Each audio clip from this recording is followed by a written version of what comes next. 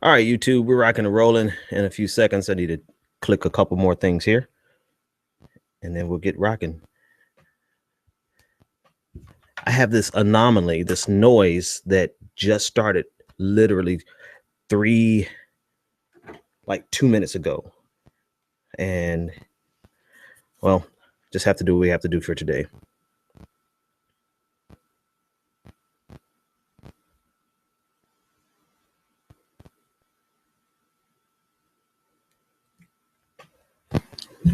All right, YouTube, we're rocking. All right, here we go. And make sure your volume's down.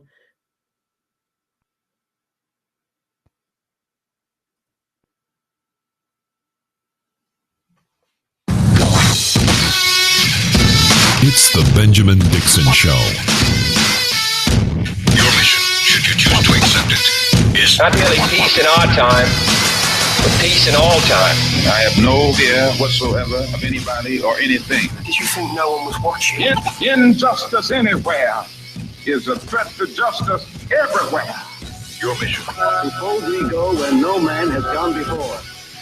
To reclaim the American dream. To be given the rights of human beings. To be afforded equal rights and equal opportunities. It's the Benjamin Dixon Show. If you're hearing his voice, you're hearing the voice of reason. You've certainly come to the right place. Welcome, ladies and gentlemen, to the Benjamin Dixon Show. I am your host, Benjamin Dixon. It is Monday night, November 16, 2015. I should begin, and actually, no, I'm going to begin here with really just reflecting on what happened on Friday night.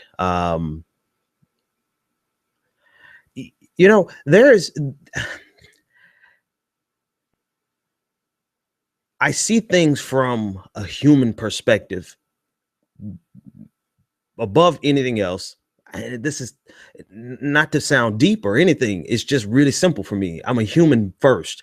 And so a human tragedy like we saw in Paris on Friday night really struck a nerve, I think, with every single one of us across the board. And there are a lot of things to discuss with regard to Paris, with regard to ISIS, with regard to Beirut and the feelings that we have of the lack of coverage with Beirut, with just across the board. There's a lot to talk about. But before we jump into all of that, I really want to just recognize the human tragedy, the loss of life, 129 people killed, all because,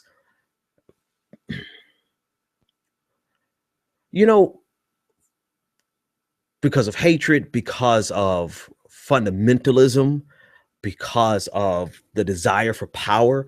At the core of terrorism is a desire for power. I don't care what people say. There is a religious component to it, absolutely. But you'd be surprised, some of the people who are behind the religious fanatics, much like the United States, mind you, the people who are pushing the religious fanatics to do crazy things, sometimes they don't give two rats ass about religion. All they care about is the pursuit rather of power. And that's so there was religion, a religious zealotry, there was hatred, there was fear of the West, but there's also the pursuit of power that all played into this human tragedy on Friday night. On Thursday, there was the Beirut bombings,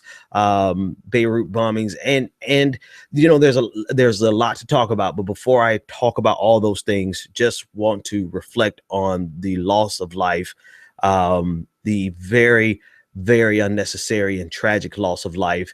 So many stories that have come out. If you go on Twitter, there is a project by Mashable that they are tweeting out one tweet per individual who was killed, and they tell their story really briefly. And it's a beautiful tribute. It's called In Memoir at Paris Victims. And I'll throw the hashtag up for you guys, at Paris Victims. If you look at that, If you look at that page, it's a project by Mashable, and they are going one by one, tweeting the names of and pictures and stories of the people that were killed. Each of them a beautiful life.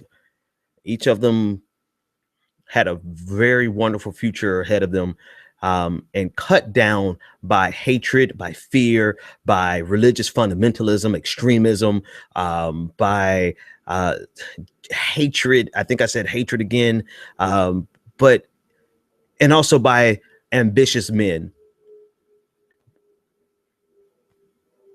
One of the things, one of the more, all of them were tragic stories, but there was a young lady who was celebrating her birthday. I don't have her name in front of me, but there was a young lady who was celebrating her birthday. She and her sister and one of the gentlemen that were there were killed.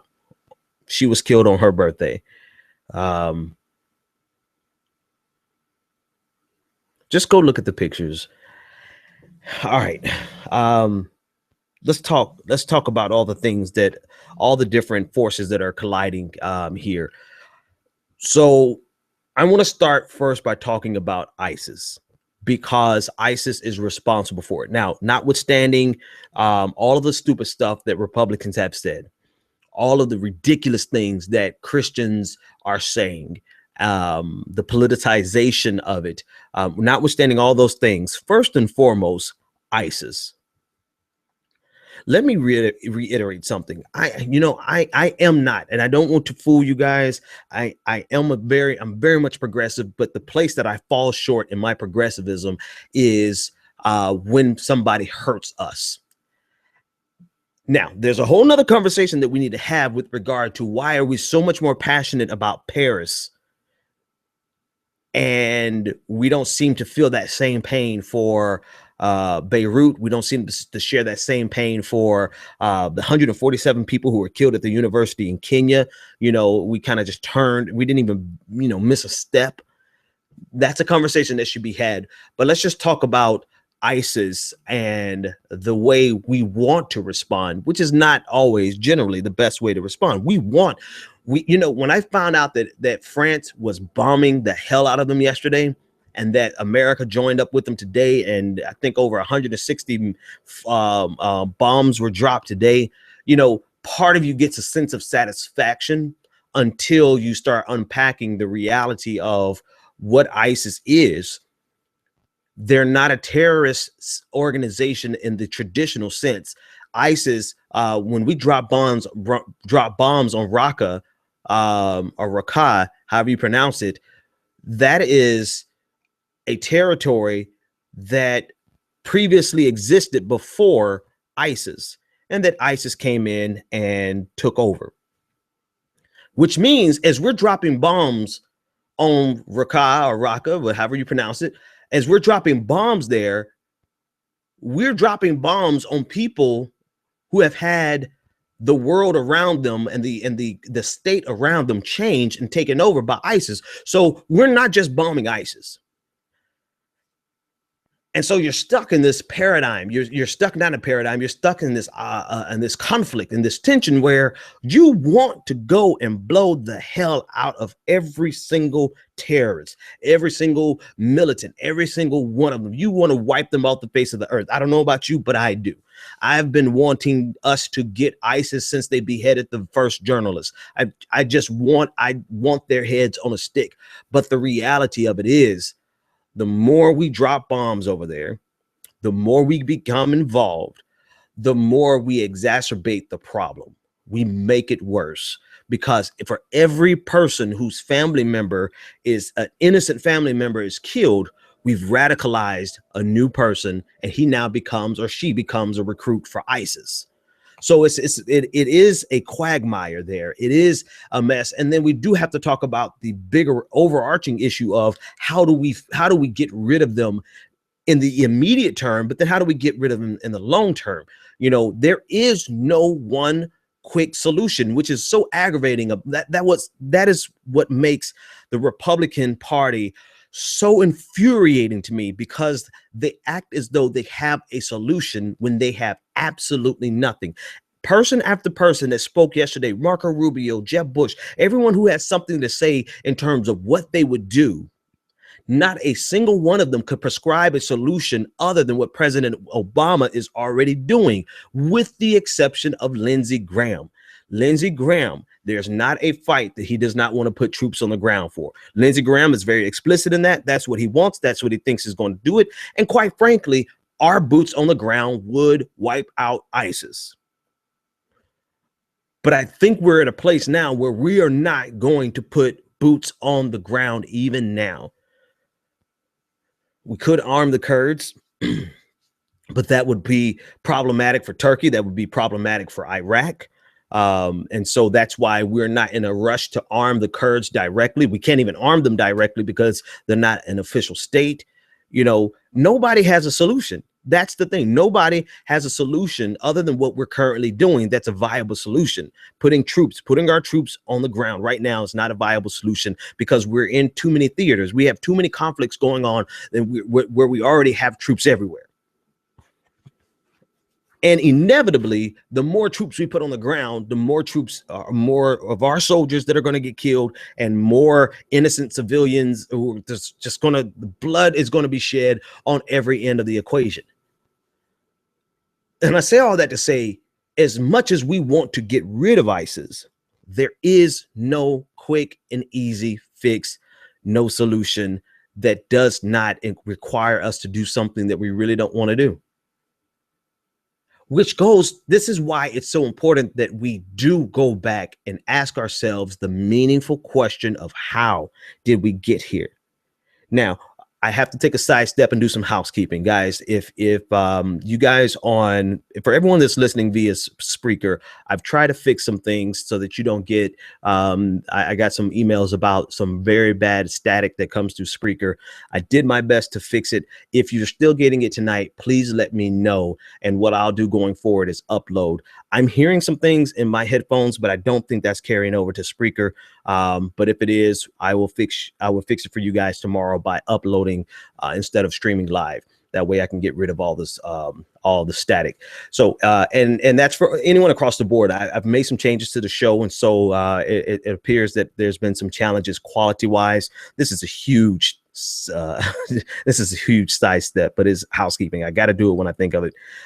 Anything that's not clicking in the show like it used to be, because I've made some changes, I've changed my location and I've changed some audio things, let me know. And please send me an email because I want to make sure that you guys are getting the best quality. Now, that being said, back to ISIS.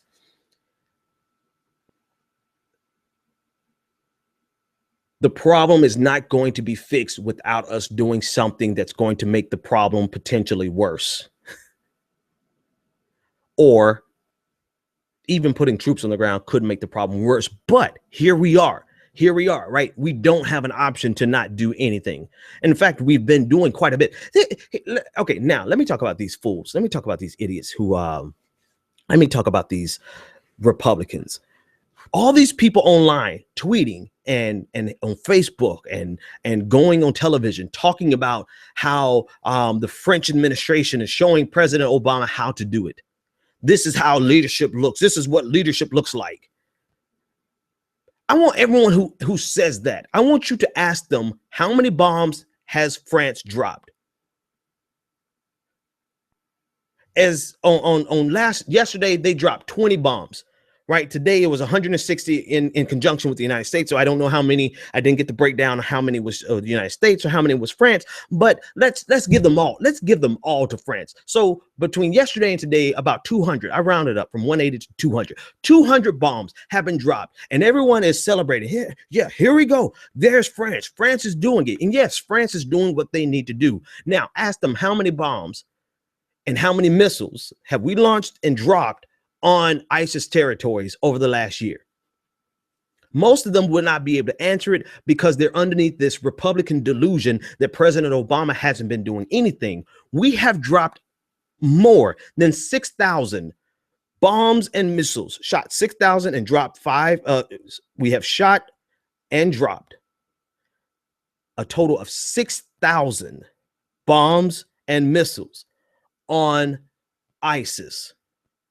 We are crushing them. We to a certain extent, we are containing them, but because of the nature of this do-it-yourself terrorism that they are encouraging via social media, it's impossible to keep them from stretching out beyond the limits of their territory, which they have been pushed back on their territory. Just yesterday, the Peshmerga, they've pushed them back out of a region that ISIS held for a year.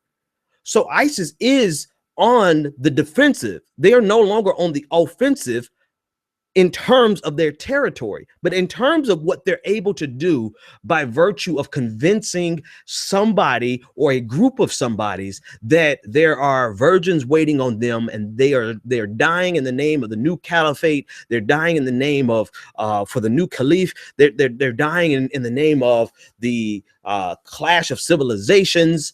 They're able to mobilize them simply by talking to them and radicalize them. And so these are people who are spread across the country. And I was looking at a breakdown of the people who are participants. A lot of them were French citizens. So what I'm saying? What I'm saying is this attack, as tragic as it is not a symbol of ISIS strength. It is a symbol of ISIS having to outsource their terrorism. It is a symbol of ISIS doing everything they can to radicalize people via social media, via all of their propaganda. I mean, that's one thing ISIS does better. The only thing that ISIS does better than monetizing their terrorism is propagandizing their terrorism. They are great at that. They have convinced thousands and thousands and thousands of people to leave their homes, whether it be in the United States or whether it be in London, whether it be wherever in Europe. They have convinced people to leave their homes and come to Syria to fight on their behalf. They are brilliant in their propaganda, and they're brilliant in their monetizing efforts. But in terms of the territory and their expansion, our bombing campaign is pushing them and forcing them back. The Kurds are on the ground fighting and pushing them back. So this notion that we're not doing anything, are we doing enough? Arguably no. Because the assumption is if we were doing enough, then and this is the incorrect assumption, but I'm going to give them. Let's concede this assumption is that if we were doing enough, then Paris would not have happened. I don't agree with that, but I can concede that because we don't want that to. I mean, this is something that can't happen. What happened in Paris? What happened in Beirut? What's been going on? The bombing of the Russian flight. It can't continue to happen.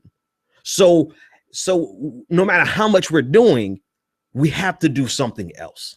We do have to do more. But this notion, this absurd notion that President Obama is sitting on his thumbs. Mike Huckabee tweeted out that we have a Cub Scout in the White House. Mike Huckabee needs to just shut the hell up because he doesn't know he doesn't know foreign relations from Chick-fil-A. He's a complete moron. He's a complete ideological zealot.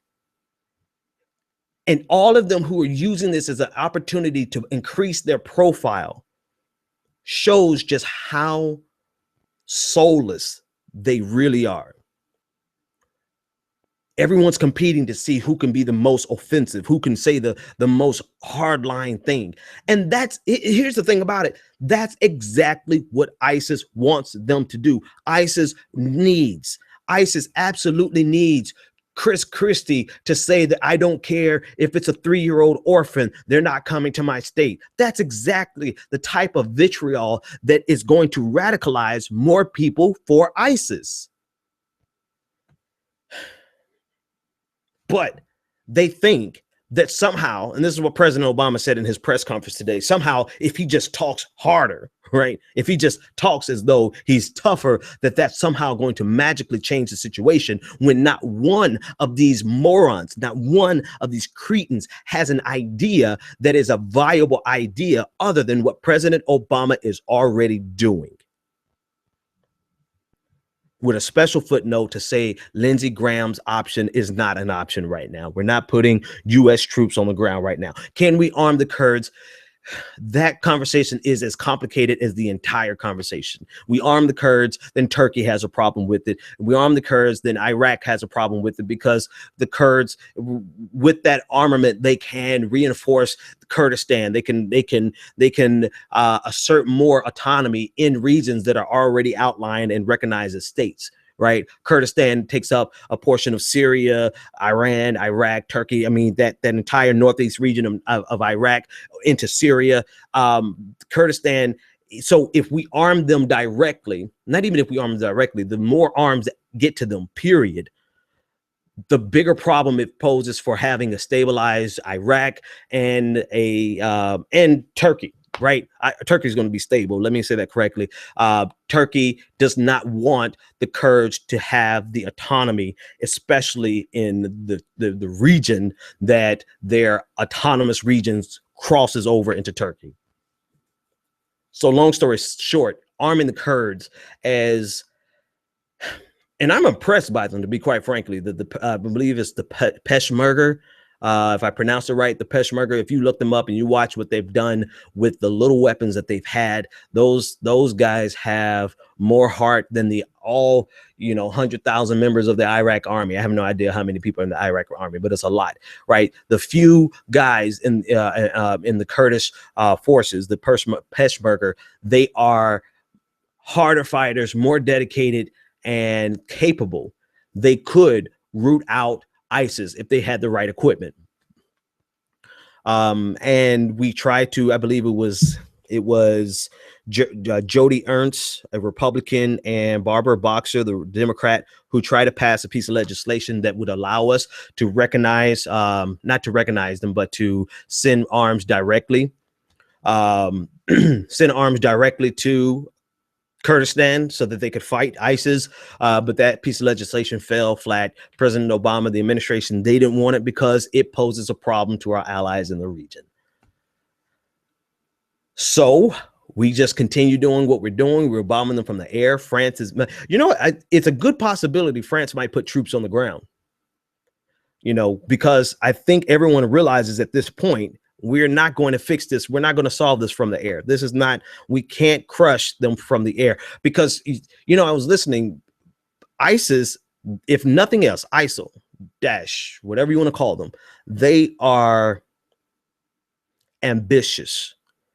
And so they are not hiding in mountains. They're taking over entire regions. They are collecting taxes. They are running utilities. They have an entire bureaucracy. They have, they are running it as if they were a real state, because they need to bring legitimacy to the idea of their caliphate. And because of the method in which they're running it, we can't possibly bomb them into non-existence. We have to go in and liberate them from ISIS. Now, all that to say, I do want to circle back and say this. People always criticize us when we mention how ISIS was created. The fact that they were originally Al-Qaeda in Iraq, the fact that they are some of them are the part of Saddam's elite guard, some of them are disaffected members of the Iraqi military underneath Saddam, some of them are the Wahhabi extremists that were being bred, but none of them could have been a solidified force in the absence, or in the presence rather, of Saddam Hussein. And even if we got rid of Saddam Hussein, we were not prepared to handle all the sectarian divides, all of the violence. We weren't prepared to provide a stable economy so that the people who the ex-military could actually have jobs. Do you know that a lot of the leadership of ISIS actually comes from former military generals and leaders of the Iraq army underneath Saddam Hussein? Why? Because ISIS pays. ISIS has oil fields. ISIS has an extortion. ISIS has banks. ISIS collects taxes. ISIS writes checks every single week. And we left Iraq in such disarray, without an economy that could support, without, matter of fact, I think it was called the debaptization, the Ba'ath Party. This was Saddam's party. We made it illegal. This was our idea. Daniel something, I have to get his last name, but it was illegal for anyone who was a former member of the Ba'ath Party to get a job. They could not work in the new Iraq economy, but we left them with their guns. Look it up. You look it up for yourself. They couldn't work, but they could keep their guns.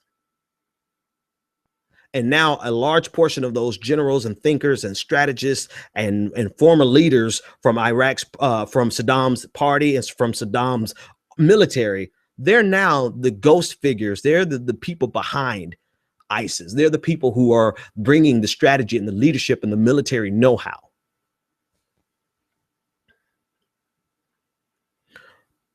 All of this to say, eventually we have to learn to stop getting involved in a region that is so complex that for 50 years, what is this, 2015, so 61 years since we took down the Shah, or since we not took down, but since we put up the Shah in Iran, we have been screwing up the region. We have been screwing. Actually, we screwed it up starting in 1920 when we divided it up after the fall of the Ottoman Empire. Right? We divided it up based on arbitrary lines, without any respect to ethnicity, without any respect to sects, without respect to any of the differences and the religious differences, without any respect to anything that was meaningful for the region. We gave arbitrary lines and created Iraq, Syria, and I believe Iran. I might be wrong on the Iran part, but I believe Iran.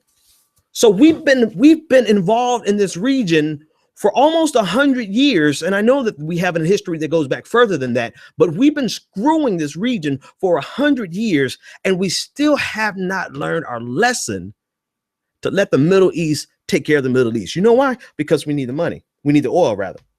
That's why.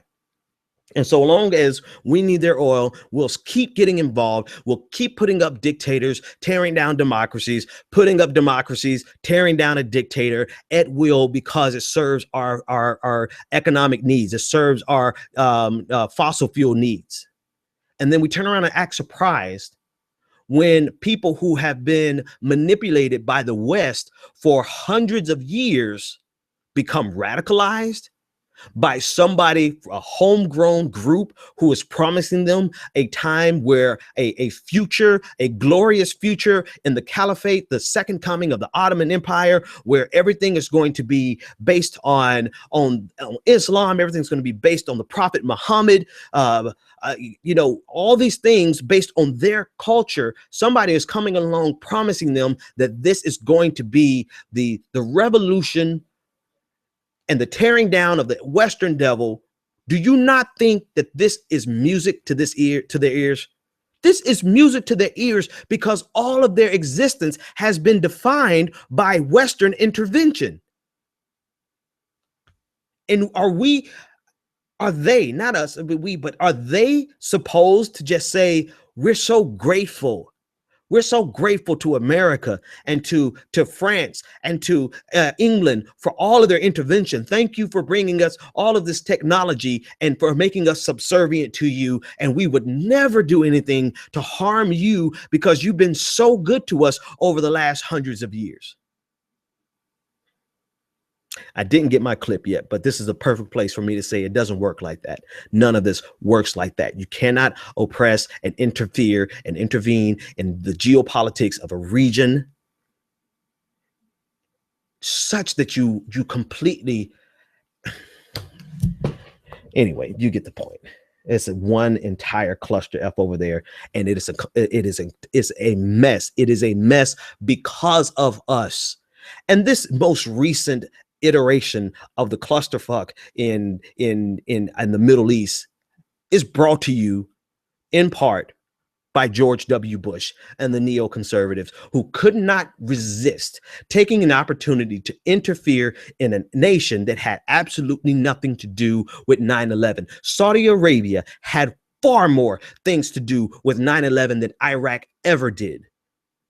But because of those bloodthirsty bastards, could not wait until they got an opportunity to get in there and get rid of Saddam so that they could get, for whatever reason, for any number of reasons, whether it be oil, whether it be revenge, whether it be just wanting to have a permanent base in the region. Do you realize that's really what it is? They wanted to have a permanent base in that region so they, in perpetuity, we can control the politics of that region, so we can control the oil flow.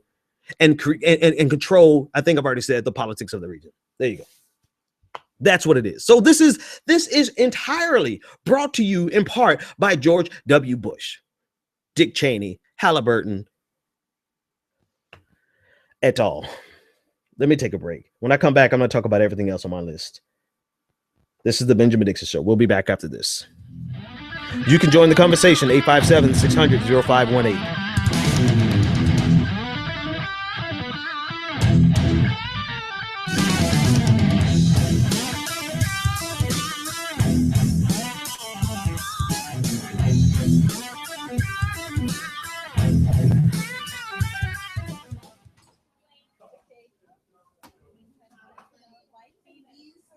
What's going on, everyone? This is Benjamin Dixon, and I wanted to take a minute to tell you how you can support the Benjamin Dixon Show. One thing I've learned over the last few months is that it is impossible for us to do this without you. Every time you click on a link, every time you read an article, every time you share a podcast or share a YouTube video, you are absolutely supporting our show. And without you, it's simply impossible. But there's another way you can support us. Go to www.thebenjamindixonshow.com and register for our blog.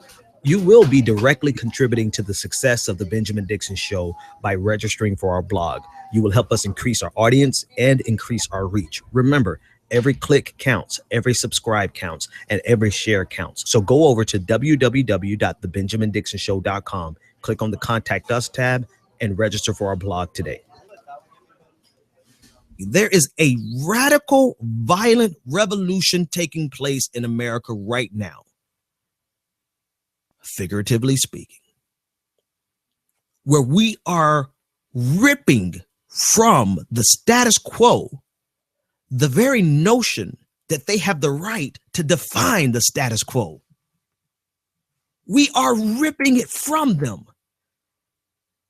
We are telling them that they no longer get to decide what America is going to look like. And that is terrifying for a lot of people. That is downright terrifying when someone comes into your home only to help you to understand that your home is not yours in isolation, that we share this home equally, and that we have the right to be comfortable in this home, just as much right as you have to be comfortable, so that a white Christian straight man, the comfort that he feels in America will be experienced by the gay black woman and every other intersection that has been erased. That, my friends, that is a revolution if I have ever seen one. That is something, that is the next stage of evolution in America. Welcome back to the Benjamin Dixon Show. Ben Dixon. He's obviously he's a radio show host or something like that. You're damn right I am. Hey. That's right. No. All right, folks. I definitely want you to go over to the BenjaminDixonShow.com and register for our blog. I have been negligent in getting the blogs out to you, but I have it all automated now. So once you register, you'll start getting the emails. And you want to get as many emails if you want. If you want to email every day, you can get that. If you want to email once a month, you can get that too. All right, let me take this caller. Caller, you're the first one on the air. You could tell me if I have fixed my microphone or not. Does it sound any better to you, caller? Yes, I can hear you. Excellent. What is your name, comment, and or question? So my name's Hank. Love the show. I want to go back to the ISIS thing and the Paris attacks real quick. So I was just so surprised after that all happened, how fast a lot of people on my Facebook went to just blaming the whole notion of Islam. So all people who believe in that religion. So, and it's just I go to I'm in high school. I'm part of the Arab League, Model Arab League. It's, debating and stuff. And there's a lot of Middle Eastern people I know, from all over. And if you interact with people from different places, you just know that not everybody, the vast majority of those people aren't evil. But it's just people don't know anybody different from them. And that's a lot of what I think is just why everything's so messed up there. Why our intervention is just so crazy. We just don't know the people who we're working with, and that's just really putting everything in the wrong direction. That's my part. Yeah, absolutely, man. Thanks so much for that, because you helped me segue directly into the next section. What I wanted to talk about is the reactions that so many people had to Islam as a whole versus radical Islam or terrorist. So thanks so much for that call, and I'll address it for you directly. So what I see is this desire. Let's set something straight. Human nature in general, period, across the board. I don't care if you're atheist, agnostic, Hindu, Buddhist, Muslim, Christian. I don't care if you're part of the Church of the Flying Spaghetti Monster. I don't care where you are from. Humans have a natural inclination towards violence. We are barbaric in our nature. Not one particular type of human being, not one particular race. I know a lot of, there's a lot of the vilification and the criminalization of Black people, but everybody has a natural inclination to a lesser or greater extent, mind you. Everyone's not a true barbarian, but we all have that propensity to be violent. Religion simply gives you an easy excuse to be violent. And this is the thing that bothers me, is that it's not that we are trying to defend Islam, because Islam has some problematic spots. It's the thing that pisses me off is when you try to highlight the problematic scriptures out of the Quran, but pay no attention to the genocide that happened in the Bible. That's what pisses me off. I'm keenly aware of what happened in the Bible, verse by verse, chapter by chapter. I've read the entire Bible. I just almost told me I preached the entire Bible, right? I can tell you it is some horrific things in the Bible, right? And so now we've had this chance over what the past, not even, I can't even, here's the thing about it. I was going to try to go back and say that Christianity has been peaceful for like the last 100 years. But then my mind instantaneously went to the Ku Klux Klan, which is a Christian organization who terrorized Black people for hundreds of years, for 100 years after slavery, during Jim Crow, during segregation, killing over 4,000 people by lynching them. And that's just the people recorded. And I don't even have to go back that far. I can go back to Timothy McVeigh, who was a Christian radical on the right, a far right Christian nut job, and killed 148 people in the Oklahoma City bombing. I don't even have to go back that far. Dylan Roof was a fan of the Christian Conservative Council, or the Council of Conservative Citizens, one of those right-wing Christian groups. Went into a church and killed up 9 Black people. So there's not a period in world history where Christianity has been non-violent in its totality. It just does not exist, because there will always be people who are violent in their nature, who will use religion as a means and an excuse for their violence. I thought I heard somebody. I think my son fell out of the bed. But you hear what I'm saying?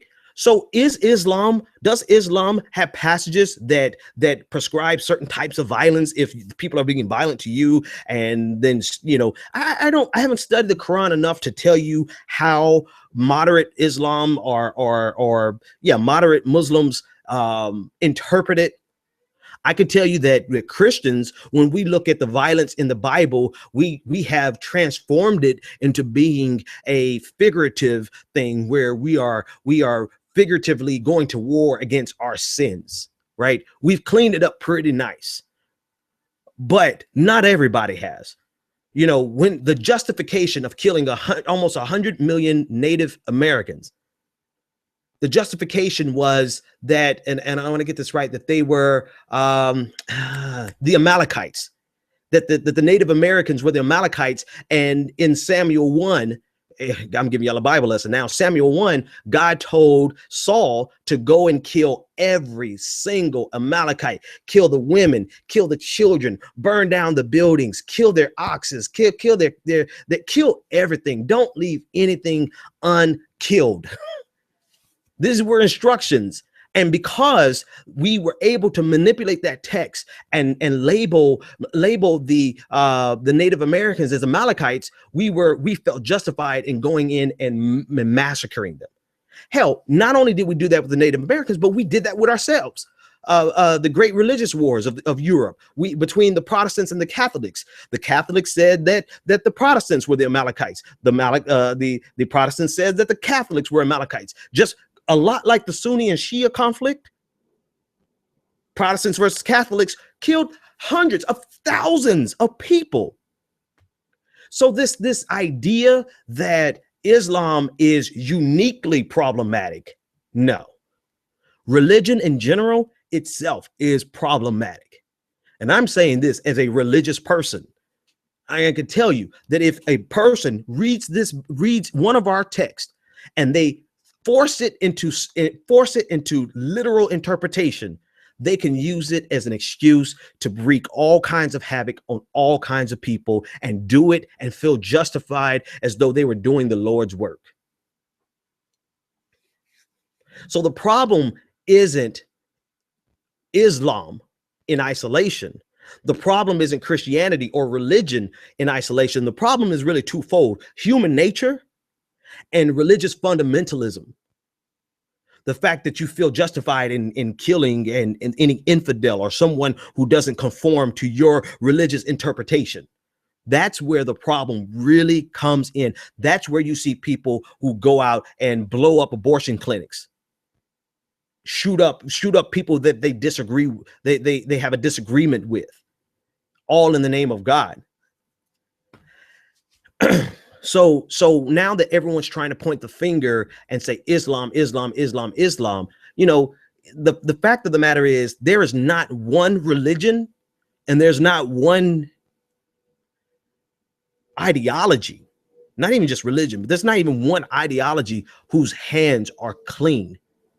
No one.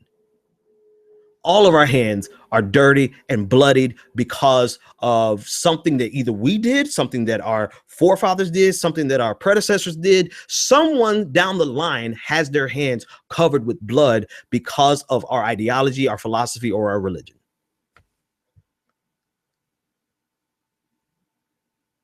So yeah, it's problematic because it's disingenuous. It's problematic because, and what I'm talking about at this point, this attempt to blame Islam. It is not. It's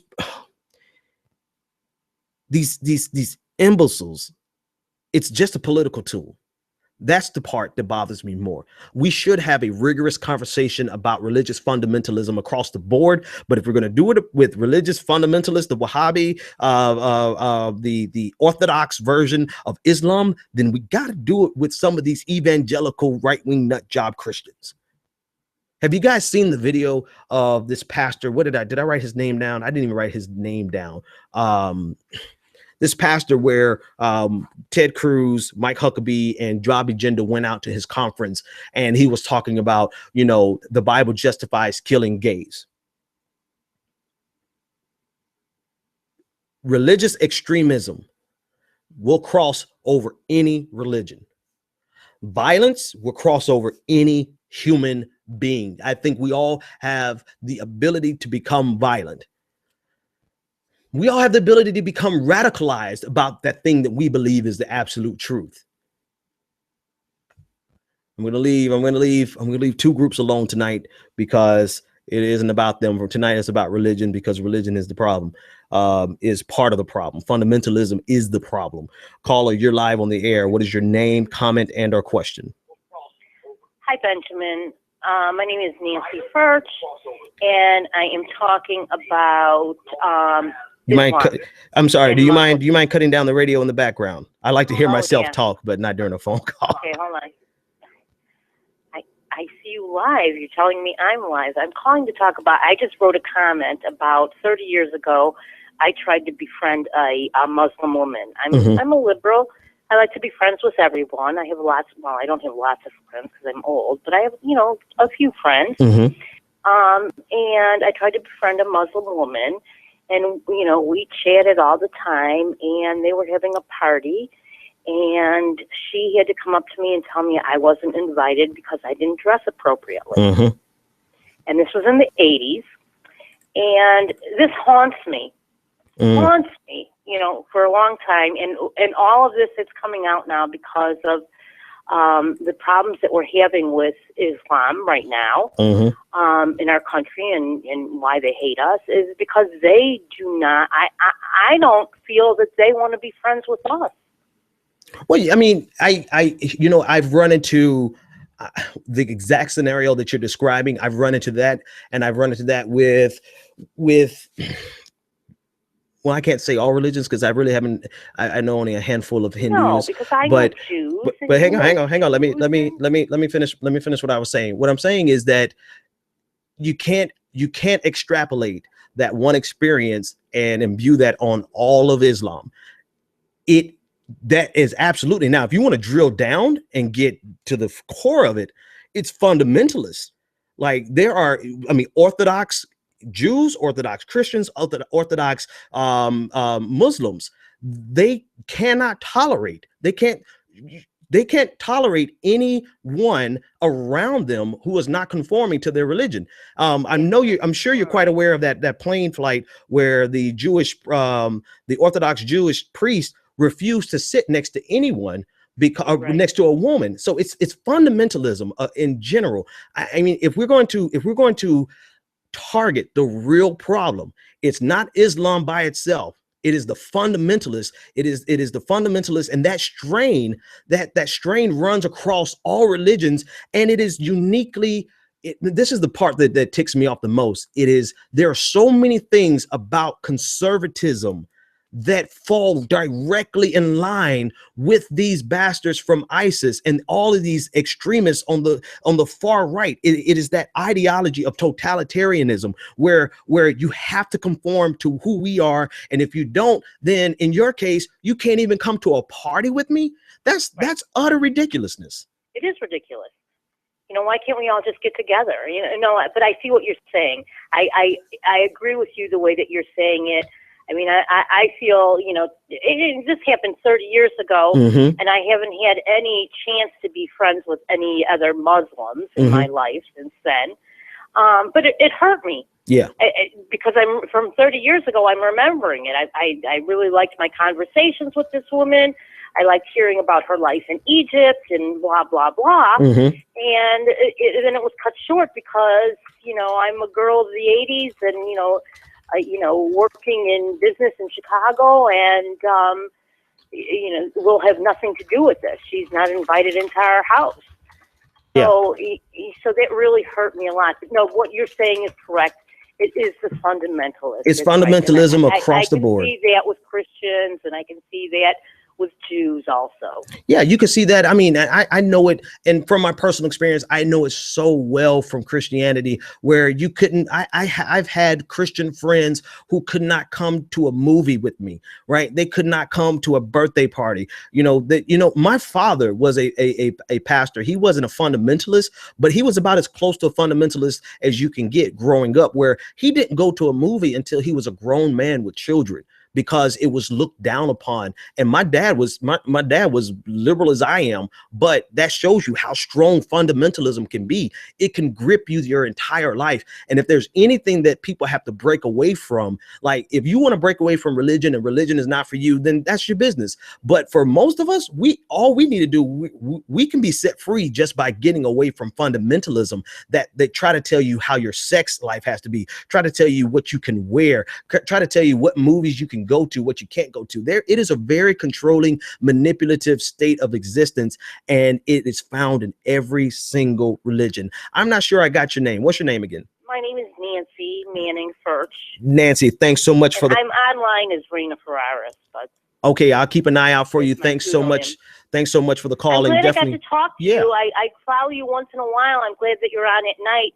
Usually you're on in the morning at 7 o'clock in the morning, and I'm just waking up. So I'm glad I got to talk to you. Keep up the good work, Benjamin. Thank you so much. My pleasure. Okay. Yeah, so that's the thing, folks. I mean, we all have experiences with religion, and we've seen the negative things that happen from religion. But when you drill down to it, it is fundamentalism. It is the people who force a literal interpretation on every single thing out of the Bible. And once you do a literal interpretation out of the Bible, then you get this pastor who justifies stoning and killing homosexuals. That's across the board. Okay. And I've been talking about this the whole time, and I absolutely have to talk about the Democratic debates. I've got to talk about that. And let me start with this, because they are that thing was definitely I've definitely got to get a new computer over there. That was too long of a delay. All right, so I barely watched the debates. I'm gonna be honest with you. I didn't watch the first hour. I didn't watch the first hour because Doctor Who was on, and it was rude. I was pissed. You do not schedule a Democratic debate during Doctor Who, knowing full and damn well that most people who are progressives are Whovians too. But I digress. I'm not gonna harp on that long. The ratings were so low. Based on everything that we talked about last week, that's exactly what they wanted to happen. And I'm trying to choose my words wisely here, because I don't want to influence anyone any kind of way. I want you to make up your own mind, which I know all of you guys are thinkers and you'll do that. But the more you think about it, the angrier you become.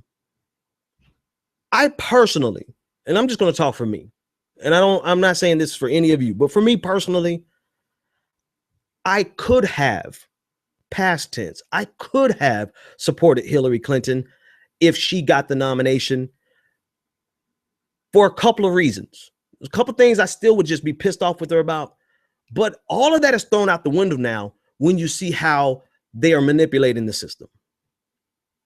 Now, I think we have an opportunity between now and the actual primaries to affect some type of change. So right now I'm just kind of venting my frustrations. I don't want you to take everything I'm saying to heart. I'm just venting my frustrations, because above all else, the bottom line to me is that even if we don't get to move back towards the left, being status quo is better than going to the far right. But when you see the way they've set up these schedules, when you see the way it's just, when these Hillary Clinton supporters, like I want to get some of you guys on the air, because I want to talk with you. I want to debate with you, because what's bothering me the most about this situation is her supporters redefining progressivism in order to justify their support of Hillary Clinton. Because they want to be known as real progressives, they are trying to redefine what it really means to be a progressive. And they are touting policies and positions that are to the right, that are conservative, that are not remotely progressive. I've seen people vilify universal health care in order to support Hillary Clinton. I've seen people vilify, or I see people try to justify the income inequality because, if Bernie Sanders is right on income inequality, then they have no reason to actually support Hillary Clinton because Hillary Clinton is wrong. And so what do? They attack the underlying premise that there's fundamental income inequality that needs to be addressed. I've seen people attack that premise in order to support Hillary Clinton.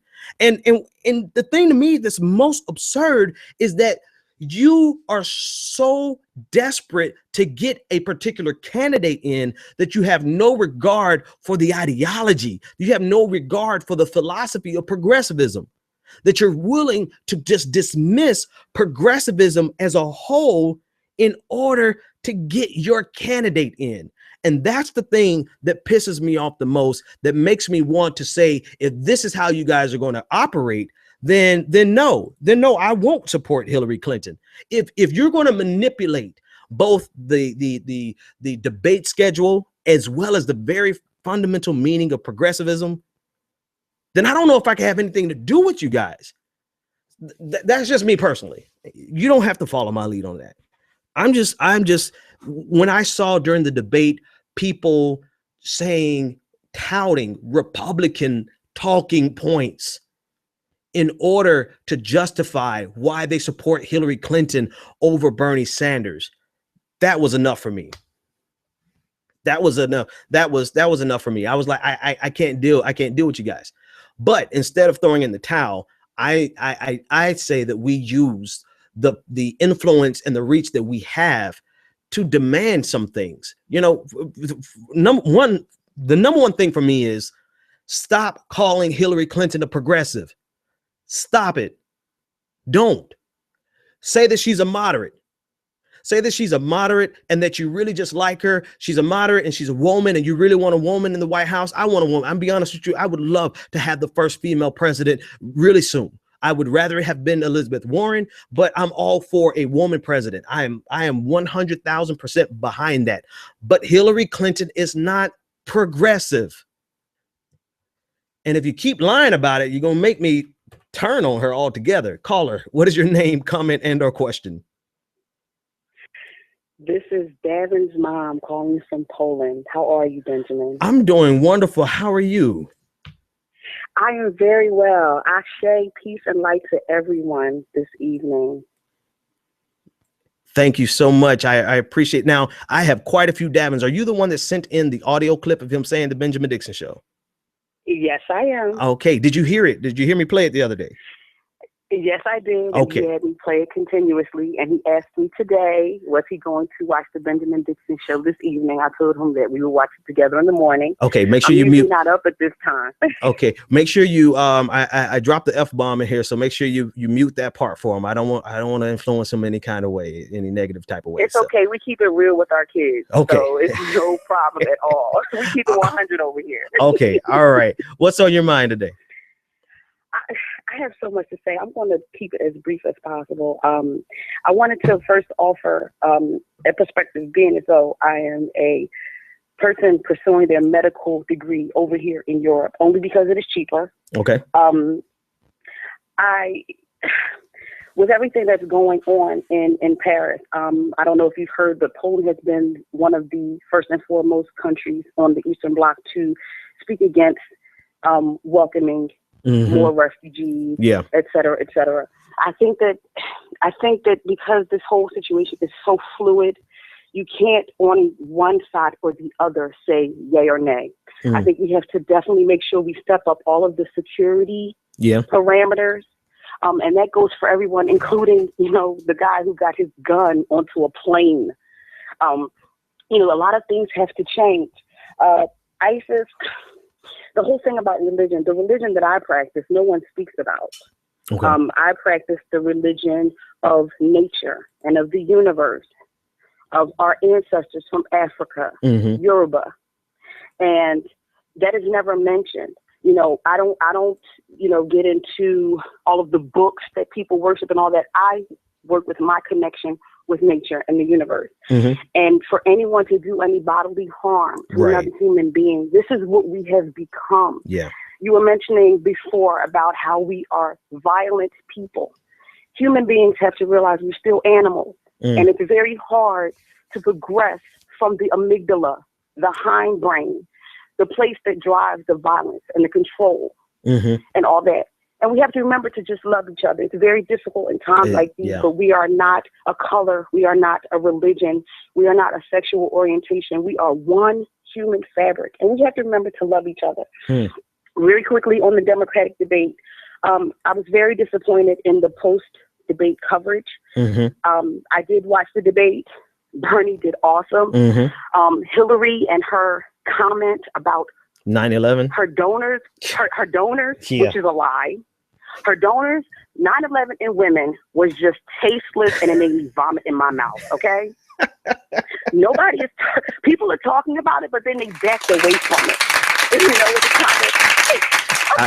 I agree. I agree with you 100%. I couldn't handle it. Like, I tuned in for the second hour of it, and I'm like, I am excited. I am excited about having a woman president in the White House. I am. Elizabeth Warren. Yeah, right. Exactly. But if she uses and panders to the people one more time about her gender or her sex, if she does that one more time, is going to drive me crazy. And particularly without anyone, like you said, anyone giving any meaningful commentary afterwards. No one is saying anything about how disingenuously she's pandering to us with the fact that she's a woman. We're excited about that, Hillary, but she can't just keep resorting to that. Go ahead. I'm sorry. You're fine. She is a Republican woman. Let's call her what she is. Okay. So, you talked about her pet, Debbie Wasserman Schultz. Now, I've been keeping track, if you keep track on Facebook and on Twitter, she is getting hammered. Yeah. And she and her staff are not addressing it at all. Exactly. We can see, especially after Saturday's debate, why she's trying to protect Hillary, because Hillary, stick a fork in it, she's done. She can't come back from Wall Street. She can't come back from the Iraq war, which has caused all of this turmoil in the Middle East. I put a comment. I'm so bad. I put a comment up and said that she and Debbie Wasserman Schultz should take a one-way trip over there on a private jet. That was wrong, but it's true. You're absolutely right. Take ownership. You're absolutely right. I have to agree with you, except for with the private flight, because they won't make it back. But I think that's the entire point of your comment. But I absolutely agree with you, is that she owns Wall Street, the Wall Street issue. She owns the Iraq war. And so here's my thing. My thing is, if you're going to support her, that's your business. I'm done. I'm done trying to convince Hillary supporters that she's not a progressive. But what I am going to do is not let them try to redefine what being a progressive is in order just for us people to support her. They're not going to do that, because what that does is it pushes us further to the right. And damn it, we've been moving to the right for so long. For the last 35 years, we've been moving further and further to the right, so that if we're now at the point where we're going to do it to ourselves, where we're going to say, well, Hillary Clinton's not a progressive, but we want all these progressives, so let's redefine what progressive is, and we'll get all these. No, we're not dumb. Right? We weren't born yesterday. We know full well that Hillary Clinton at best is a moderate, and at worst she's a moderate right-leaning person, where she is going to do the same exact thing that a Jeb Bush would do economically, with maybe one exception in the top marginal rate, 3%, right? That might be the only difference that she would do. But if we keep allowing ourselves to do this to ourselves just for the sake of having a Democrat in the White House, and just for the sake of having the first female president, then we are undermining our own. It's not Rush Limbaugh, it's not Sean Hannity, it's not Fox News and their monstrous propaganda machine. It is us. It is Democrats. It is progressives, liberals, however you identify, people who lean left. We have done it to ourselves if we try to redefine progressivism to match Hillary Clinton, instead of people just being honest and say, okay, she's not progressive, but I still want to vote for her because of X, Y, and Z. Just say that and stop lying to yourself and stop lying to us. I agree. The good news is that post-debate, because, the corporate media, since this was buried on a Saturday night opposite the Iowa Buckeyes, the Iowa State Buckeyes game. Exactly. A lot of people did happen to tune in, and social media, they have been on the Hillary page you know, a lot of Bernie supporters have been asking, what can you still support about her after watching this debate? And they've been posting the Elizabeth Warren clip from 2004.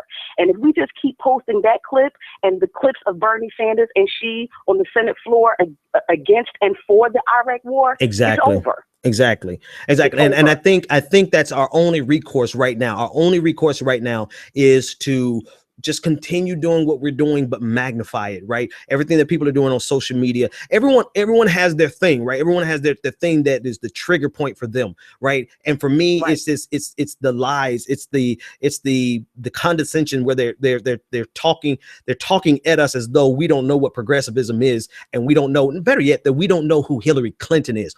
Here's the thing, and I got this other call, but they can wait. I want to finish saying this to you.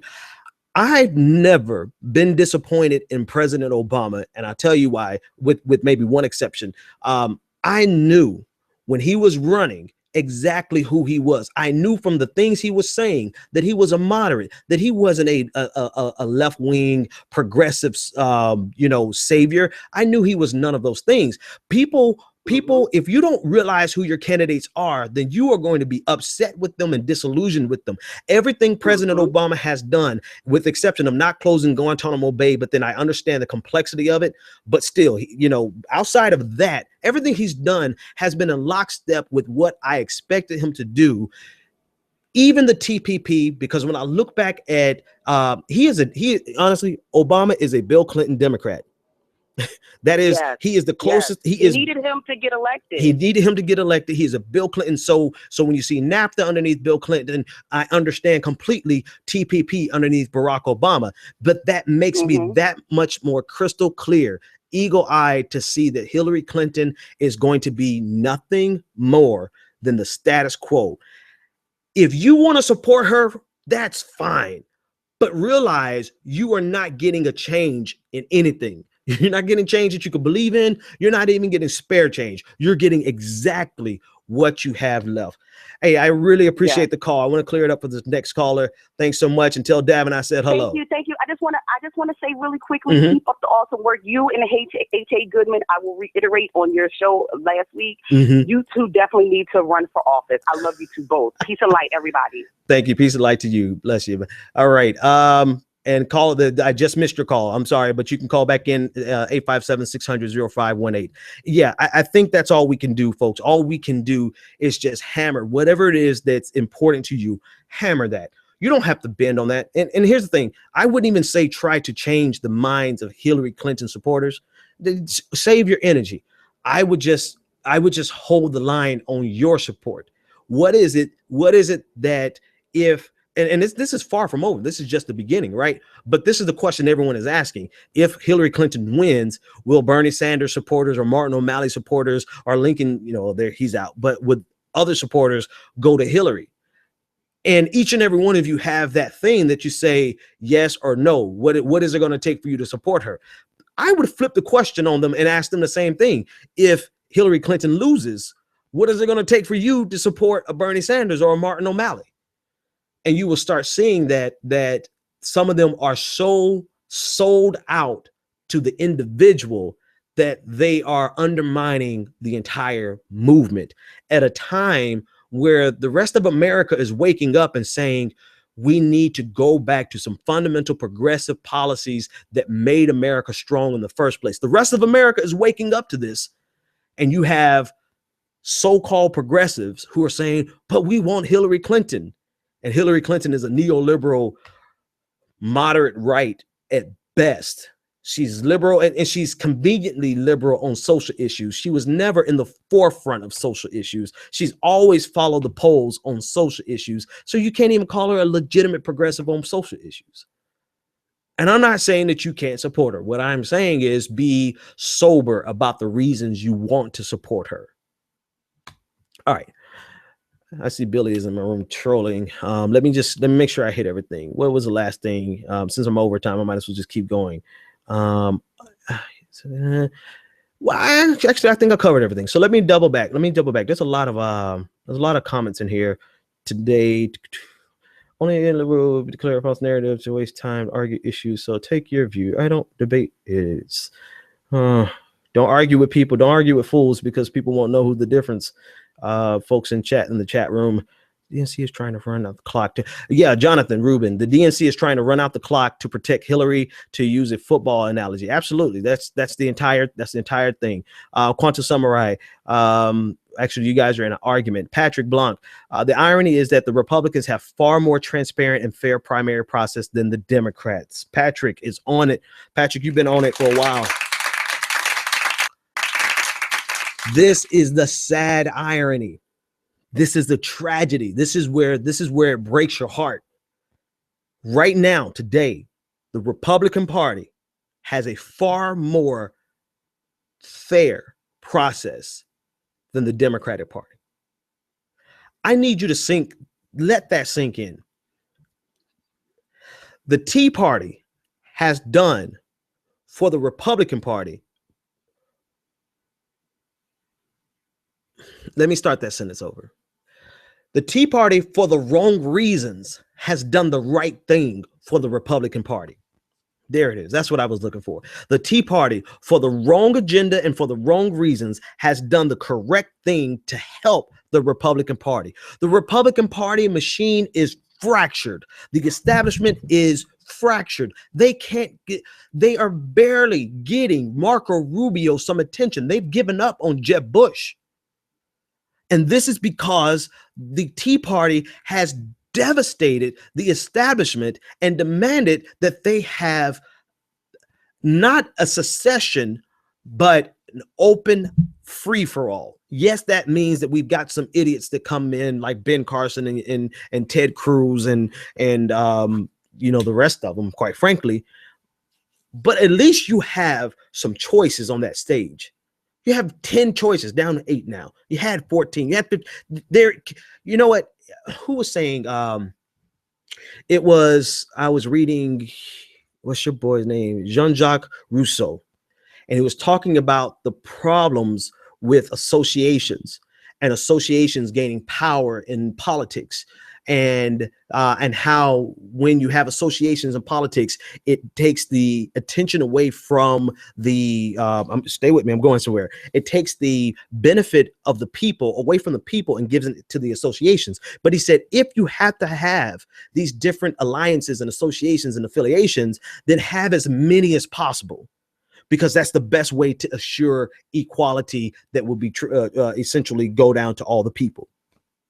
I said all of that to say, even though you have ignorance on the stage of the Republican Party, you have enough on the stage for them to have a variety of ignorance. They have a variety to choose from. Right now, we are looking like what the Republican Party used to look like. It used to be a time where you knew exactly who the candidate was going to be, up until Mitt Romney, right? Before Mitt Romney, we knew that John McCain was next in line. Before John McCain, we knew that we could see George W. Bush was in line. We knew before George W. Bush that it was his, Bob Dole. He didn't win, but you knew he was up, right? So that is exactly how the Republican Party operated for many, many years. And now the Democratic Party has followed suit. Hillary Clinton is up next. Hell, she would have been up last if not for this tall, skinny boy who actually talked really well. And y'all know I love him, so I'm not being condescending towards President Obama. But if not for the brilliance of Barack Obama as a politician and as a speaker, we would have had a Clinton. Then we would have had Bush, Clinton, Bush, Clinton. If not for President Obama being like the man for the moment, right? Lightning struck with Obama. But that's because the Democratic Party is taking after the Republican Party, and the Republican Party is actually going back to grassroots, free for all, may the best man win. There's no one in the world who would have thought that Ben Carson and Donald Trump would have been the number 1 and 2 spot 20 years ago in the Republican Party. No one. And that's the sad thing is that the Democrats are becoming more conservative and more aristocratic. All right. Folks, y'all gotta do me a favor in the chat room. Send me a message if let me know how those conversations are going. I don't have a chance to read all the conversations, but anyone who I don't like to ban people. So you guys handle them. You know, if they're trolling, you counter troll them. You take care of that. Listen, I want you to go to the BenjaminDixonShow.com, register for my blog. Make sure you register for my blog. That's one of the best things that you can do to help me out. You can also go to Twitter and follow me at the BPD Show. Right here, you can like, share, and subscribe. Share this video and subscribe to my channel on YouTube. If you're listening via Spreaker, make sure that you click that subscribe button and share it with someone. Thanks for hanging out with me. If there's no other questions, if all hearts and minds are clear, I'm getting out of here, and I'll see you next time. And until that moment comes when we, the Americans, are able to... Wait a minute. Hold on. Flag on the play. Hold on. I've got to stop. Billy Cruisin, 69, said that Ben Carson is very intelligent, and it sucks that people trash on him. I wish I had... Do I have laughter in here? I don't have a laughter track. Oh God, I need a laughter track. Are you serious? I'm sorry. You just sent me. I have to. How can a person who has enough working digits to actually log into YouTube and to type a comment actually believe that Ben Carson is an intelligent person in the political arena? How? It makes absolutely no sense. Ben Carson was a brilliant neurosurgeon, but how can anyone with rational working digits listen to the things that he's saying now and actually think that he is an intelligent politician? I've got something for that. I gotta have something for that. Yeah, I do have something for that. This is what I give you for that. So you get nothing. You lose. Good day, sir. I'm out of here. And until that moment comes when we, the Americans, are able to accept the fact that on that continent we are trying to forge a new identity for which we need each other. That I am not a ward of America. I am one of the people who built the country. Until this moment. And we are brothers. It's not a question of Jews or Christians or Muslims. We're all in the same boat. We need each other. Love is a condition so powerful. It may be that which holds the stars in the firmament. Until this moment. Love. Until this moment. Love. Until this moment. I come to you today to say that we can build a newer and better nation. I say we can do so, that we must do so, and that we will do so. You've tuned in to The Benjamin Dixon Show. Visit us online at www.thebenjamindixonshow.com.